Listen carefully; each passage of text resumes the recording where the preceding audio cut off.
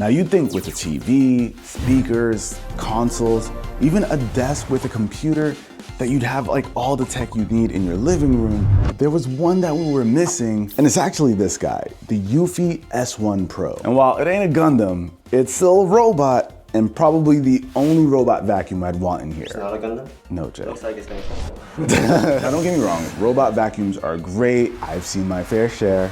But none of them look like this. And it matches the aesthetic of what we've got going on over here. I'll ask Ari if we could have this at home. And I'm pretty sure she's gonna say yes. You sure? Now, aesthetics aside, there's some actual functionality in here that makes me feel like this deserves a spot in a room like this. This is a robot vacuum and a mop. So the mopping feature is what's different from everything else right now.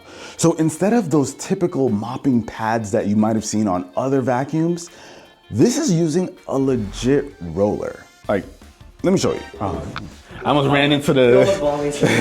I just want the roller, man. So this right here is the roller that it uses underneath the robot. Like we said, it's different from everything else because while it's picking up the dirt, in real time, it's also cleaning itself so that you're always using clean water on your floor. So with this being able to clean itself in real time, if it's picking up liquids like milk or, I don't know, something crazy, maybe ketchup or something, you won't have to worry about it smearing what it's picking up across the floor into other spaces. Imagine with like a regular mop, it wrings out all the dirt every time you mop. Yeah. So inside of the S1 Pro, there's a tank for clean water, dirty water. So as it's cleaning itself off, that dirty water goes over here. And when it goes back to the base, it gets let out into this tank.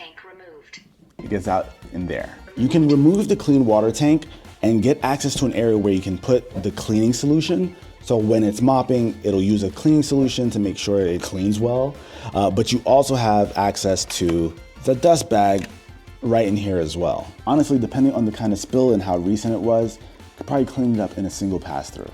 But again, the special part with the whole mopping thing, not only is it covering a wide surface area in a very consistent manner, but it's also making sure that none of the things that have spilled get spread across your floor. Now, Jay has a robot vacuum, and Jay, isn't it rough once you start mopping and... Like my cats throw up all the time, and then just pick up the thing and just spread it everywhere. Okay, yeah, that is absolutely gross. I guess we'll move on. The last thing I will say about the mop is that this one Pro can detect the different textures of the floor and pick itself up so that wet mop isn't being dragged around your rugs or carpet. Now the mopping features are great, but it is an actual vacuum that needs to pick up like dirt and garbage, and it does have a suction force of 8,000 pascals. So it's right in line with some of the most high-end robot vacuums. It has dual brushes, so it'll clean both its left and right sides. But what's nice here is that it has an entire system dedicated to making sure it can get into tight corners and around furniture. Listen, we're a bunch of guys in the studio over here right now, and none of us is picking up a broom or a vacuum to take the time to try and get things cleaned up. So having this thing being able to run on its own and just pick up any kind of like dirt or debris or even potential small pieces of food makes it an ideal companion for us in here. Very stereotyped, but that's also true.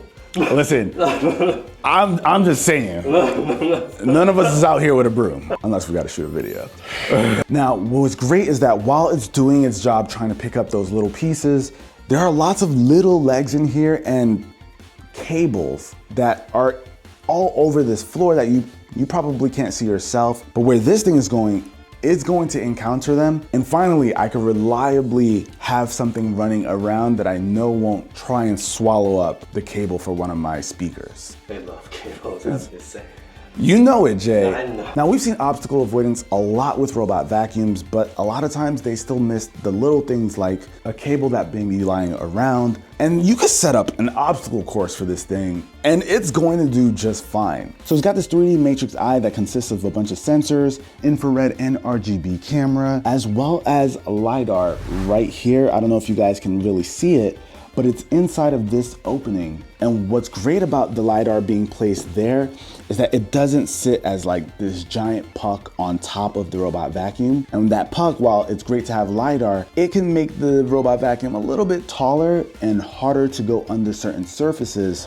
Within a few seconds, this thing can shoot out 300,000 dots so that it can map out a location. It actually does a really good job of completely mapping out a room with just one pass through. So it's actually a pretty legit optical avoidance system, since it also has AI built into it. So the idea is for them to move like humans, and it can map out completely different floors within your home. So it can do the first floor, second floor, multiple areas. It can store all of that information and basically just run wherever you need it to. And once it's done with its cleaning, obviously it'll go back to its base station where it does a few things. One, of course, being charging itself, as well as releasing the dirt that's been collected into a dust bag, which should last about 68 days, as well as, like we said with the water tank, release all of the dirty water and taking a new one. It'll also dry the roller so you're not sitting with this damp roller in the middle of your space. And we haven't even talked about it yet, but it also has a built-in touchscreen over here with a little window letting you know what mode it's in, and you can actually change the mode. And of course, you can also see where it is in the charging process. And of course, there's an app where you can get a ton of functionality and control over the S1 Pro. But what's also nice is that you can see the map of your home and know exactly how it interprets your area, as well as set schedules so you can have it running at certain times. And you can also change different settings. So if you want it to be in quiet mode, or maybe if you want a deeper clean, you can select different modes. So there's a ton of customization and different options you can have there.